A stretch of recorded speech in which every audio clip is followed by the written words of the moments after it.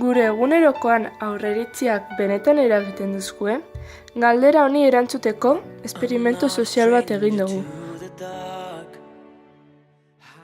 Gutako bat kalean ezarrita egonda, kartel bategaz.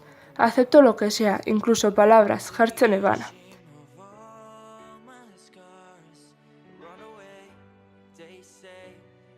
Eta hau izan da gertatu dana. Pasatu dan jende guztia kartela irakurri eta joaten ziren, edo jarraian ez eben jaramonik egiten. Pertsona bat izan ezik. Hau, gaur egungo gizartea zelan dagoan ikusteko balio izan jaku.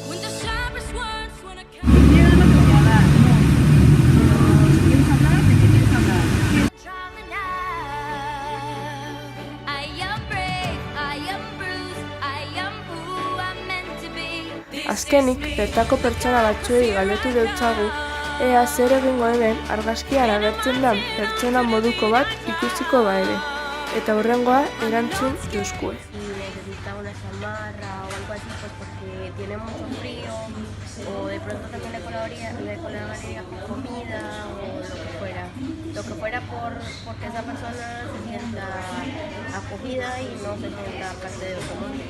Muchas gracias. Si vieras a una persona con necesidad de algo tirada en el suelo, ¿qué harías?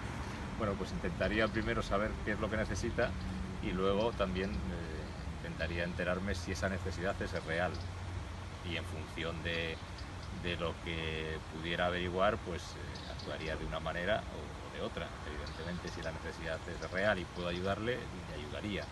Si la necesidad es ficticia y lo que está haciendo es un paripé, pues actuaría en consecuencia. Vale, gracias. Kaletik zoazenean eta pertsona desberdin bat ikusten dozunean, janzkera desberdinagaz eta jokatzeko era desberdinagaz, gure buruak automatikoki pegatina bat aurreiritzi bategaz itzazten dutzo. Baina pegatina honek ez dira desitzazteko errezak, pegamentuz baino lotitegaz pegatuta dagozalako, gure gizarteak daukan iritzia dela eta. Aski da, hau bukatu behar da,